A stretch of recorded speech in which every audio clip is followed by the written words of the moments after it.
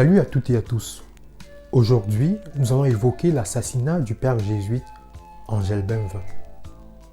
Le dimanche 23 avril 1995, le corps sans vie du père jésuite Angel Benvin est retrouvé dans sa chambre. Mais que s'est-il passé exactement?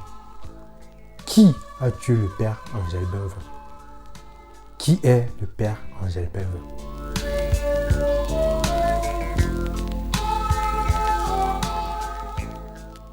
Le père Angel Benvin est un prêtre jésuite camerounais, théologien, historien, anthropologue, homme d'art, écrivain.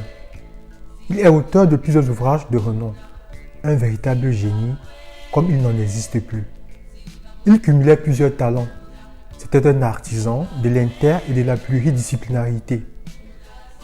Le père Angel Benvin est né le 9 mai 1930 à Enamgal, village de la commune de Zoétélé, dans la région du Sud. Il est mort le 22 avril 1995 à Yaoundé. Les circonstances autour de sa mort demeurent à ce jour non élucidées. Pour l'histoire, nous allons raconter aujourd'hui la mort du père Angel Benvin. Le 23 avril 1995, le père jésuite Angel Benvin est retrouvé étranglé, couché dans son lit face au plafond. Il est exactement 17h40 le dimanche 23 avril 1995 lorsque la police judiciaire de Yaoundé est informée par des jeunes membres de la congrégation Béatitude que le corps inerte du révérend père Angel Benvin a été retrouvé dans sa chambre. En effet, ces jeunes de cette congrégation fondée par le père Benvin avaient rendez-vous avec le prêtre jésuite à 13h. Celui-ci devait venir les chercher en voiture à Le Moudi. Habitué à la ponctualité du père Benvin, qui arrivait toujours quelques minutes avant ses rendez-vous, ne le voyant pas arriver, les jeunes s'inquiètent. Ils décident de se rendre à sa résidence de Nkola Famé pour s'enquérir de cette situation. À leur arrivée, ils constatent que la voiture du père Benvin est garée. Ceci voudrait dire qu'il n'est pas loin. Mais où? Puisqu'ils ne perçoivent sa trace nulle part. Ils vont frapper à la porte à plusieurs reprises sans obtenir de réponse. Qu'est-ce qui peut bien expliquer que le père ne réponde pas? S'inquiète-t-il. Entre-temps, la secrétaire particulière du père Angel Benvin est arrivée sur les lieux avec un mets traditionnel de poisson que le père jésuite avait commandé la veille.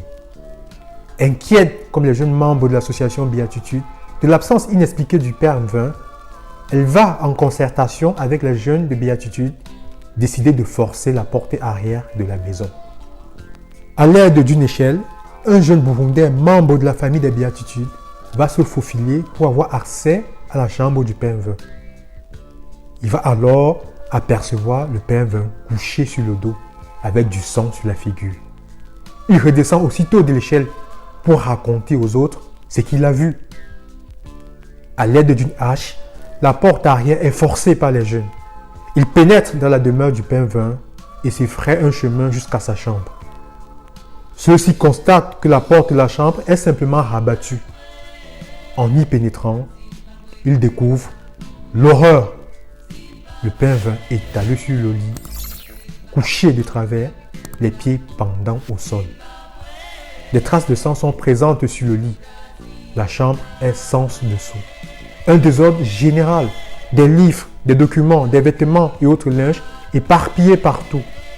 Mais fait curieux, on retrouve à côté du corps du père Benvin, gisant au sol, une enveloppe remplie d'argent. Au moins 2 millions de francs CFA.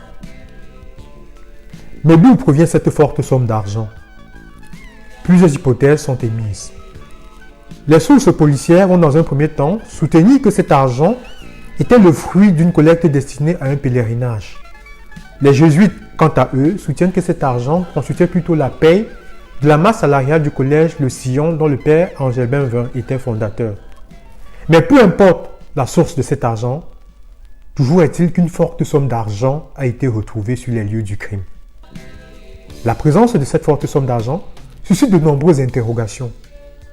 Des interrogations notamment sur le mobile du crime. En mettant en évidence ce pactole, on a l'impression que les commanditaires du meurtre voulaient clairement signifier que le crime n'était pas commis pour des mobiles pécuniaires. On est alors tenté d'écarter la thèse d'un braquage qui aurait mal tourné. La thèse de l'assassinat se précise. Mieux, elle se confirme. Il s'agit d'un assassinat minutieusement préparé et exécuté. Quand a-t-il été assassiné?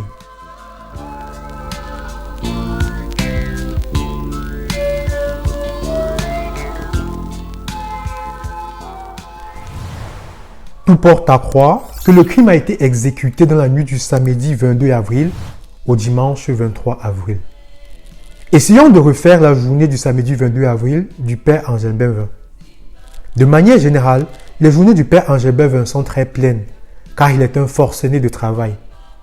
Cette journée du samedi 22 avril n'échappera pas à la règle. Ce samedi, le père mène une activité débordante comme à son habitude.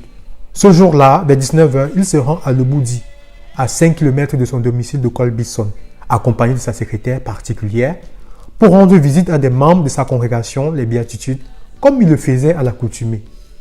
Plus tard, il raccompagne sa secrétaire particulière chez elle au quartier Nkondongo. Il est environ 21h. Le père Vin va par la suite décider de rentrer chez lui. Le jardinier, qui vit dans une case légèrement excentrée de son lieu de résidence, va confirmer que le père Vin était rentré ce soir-là aux alentours de 22h. Pour étayer son affirmation, il dit avoir entendu un bruit de porte qu'on referme brutalement. Que s'est-il passé par la suite?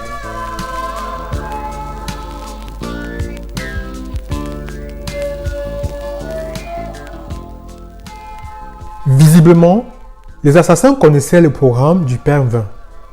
Ils vont profiter de l'absence du père Vin ce jour-là pour s'introduire discrètement dans son domicile et se terrer en attendant son retour.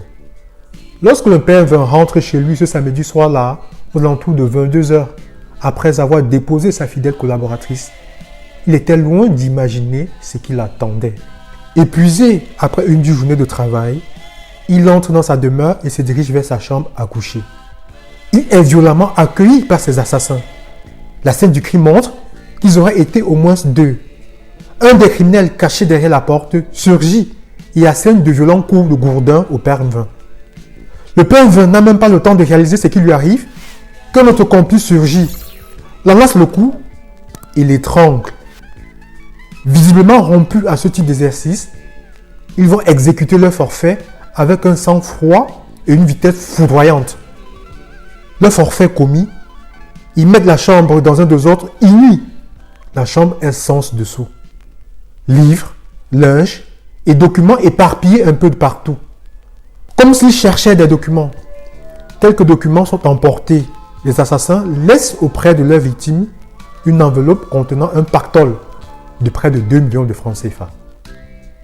Le père Vin est étalé sur son lit, le corps dénudé, couché de travers, les mains en croix, les pieds pendant au sol.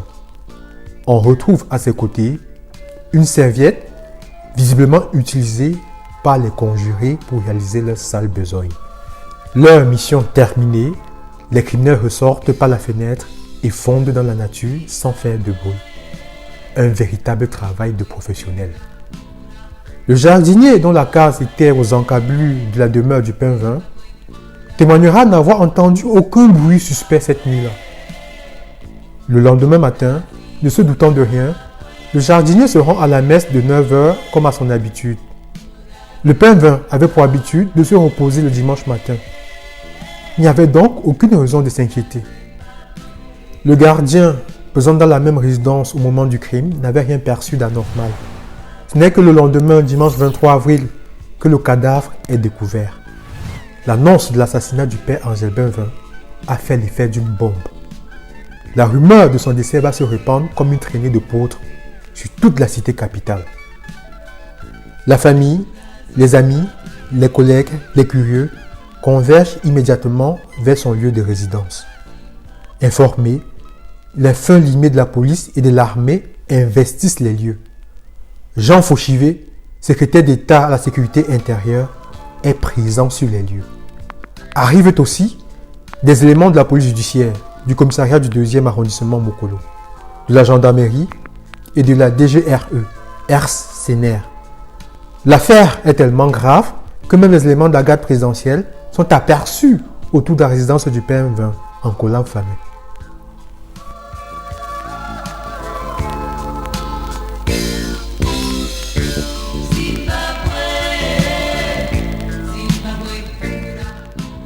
Il est clairement établi que le père Angelbin XX a été froidement assassiné. Mais quels sont les mobiles du crime? Pourquoi a-t-il été assassiné? Qui a tué le père Angelbin XX? Les coupables ont-ils été arrêtés? Quelle a été la réaction du clergé camerounais face à ce crime crapuleux? Eh bien, la suite dans un prochain numéro de Harold Ketch raconte. Harold Ketch était de passage.